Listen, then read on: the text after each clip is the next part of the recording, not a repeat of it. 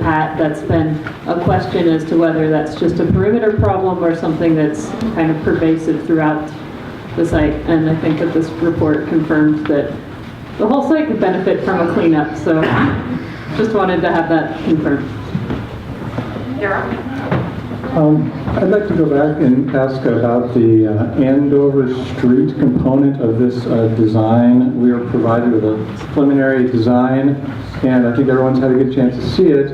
And to the north, on the Andover right-of-way, there's a significant amount of work taking place, and I'm curious if our geotech work took that into consideration, and whether there was any information provided by the Parks Department to you regarding this area.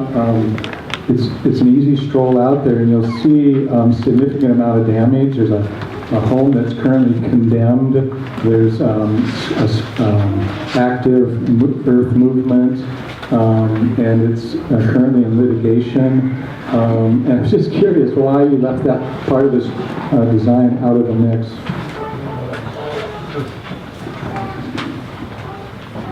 We tended to focus on predominantly the structures that were kind of brought to our attention in the original design concept.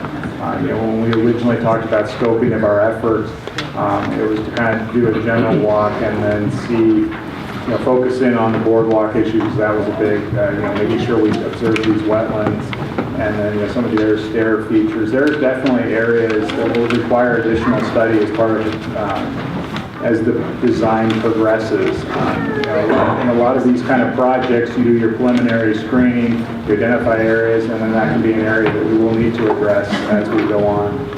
Because it currently is not addressed fully in this report, and it will be an area that we will need to address. Okay, appreciate that. The other sort of elephant in the room, I think, and no one's really talked about, is the work that's done by the Parks Department relating to the, his name is James, from what I understand, just north of the yard. There's something like an acre or more of emergency restoration work. Maybe Doug can speak to us about this. Was there information generated from that project? And so we see the work plan from that, and we'd also ask you to have any assessments that were done by Parks Department regarding that project presented to the public.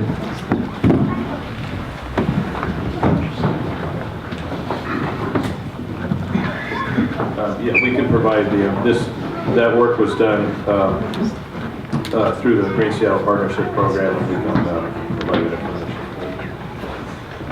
that information. We're getting low on time. Yeah, just a quick question. One of the questions that was presented today was a question about use, and that as this is used, there's a potential for social trails to develop on this site. And is there something in the geotech report that we can draw from, or is there something that you can provide in the future about how to mitigate those social trails if they do develop, because of the sensitivities that you brought up? Yeah, sorry.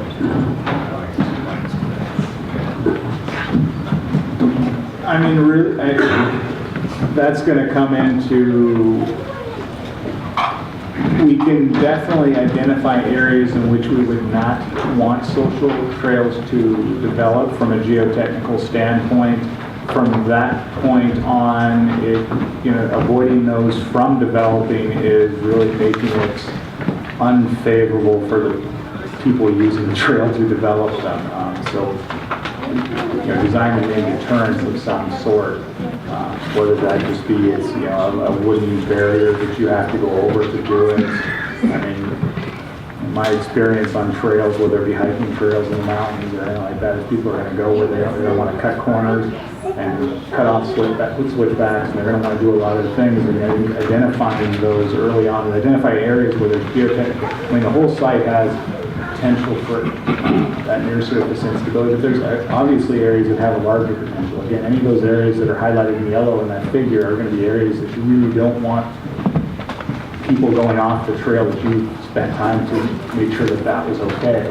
Because those areas, I mean, if you get a bunch of people that want to run down this slope because it's fun and jump all over the place, then they start disturbing that native vegetation, and then it starts loosening things up, and then you start getting slumps that go down afterwards. So yeah, there is areas where you would want to deter that, and the designing team, as it moves forward, have to figure out ways to do that, but it's really, you got to figure out how to deter people. All right, Phil, I think you're going to be our last question. Oh, it's not really a question, but it's just a comment that I think the unintended consequence of these social trails is my biggest concern. I've teenage boys, and telling them to stay on the trail is not easy to do sometimes. So I think that that's going to be the biggest concern going forward for me. Any other comments or questions before we take a break? Sure. Curtis?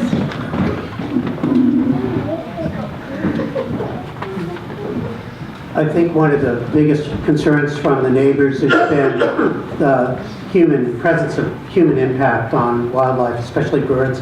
And I think Lisa said that the species that you saw or expected to be there were urban tolerant, and we touched on this a little bit.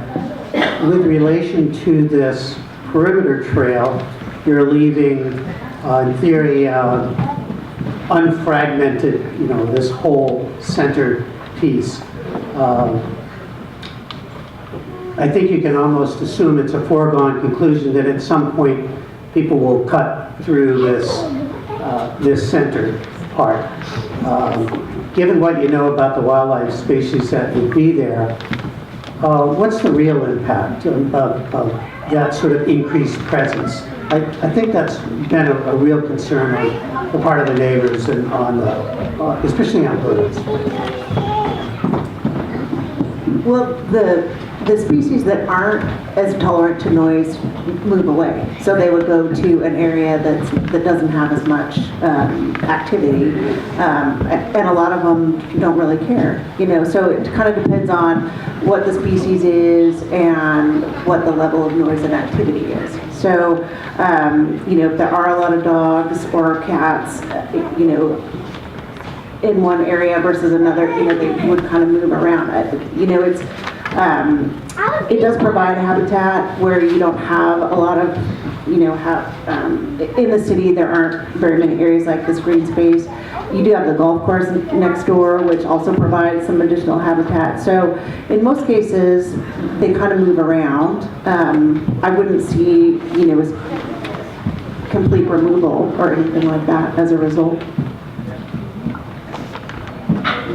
All right. Yeah, maybe I can make a kind of a general statement here. I'm just curious how we, as PAT members, would actually provide any sort of advice to consultants, and during this process, as an advisory team, I'm just curious how it would be the most effective for us to submit either opinions or improvements, and I guess maybe to specify this, to give you an example is from my understanding, I've been working with the Parks Department, Doug Critchfield, and others on trying to develop wetland BMPs. There currently, from my understanding, there aren't any official or standardized best management practices for work within a wetland in the Parks Department's system. And so all this talk about design and proper use and best ways to build trails, I'm curious how you can actually do anything without BMPs in place. And maybe this is a question to go to Lisa. Maybe you could help us given the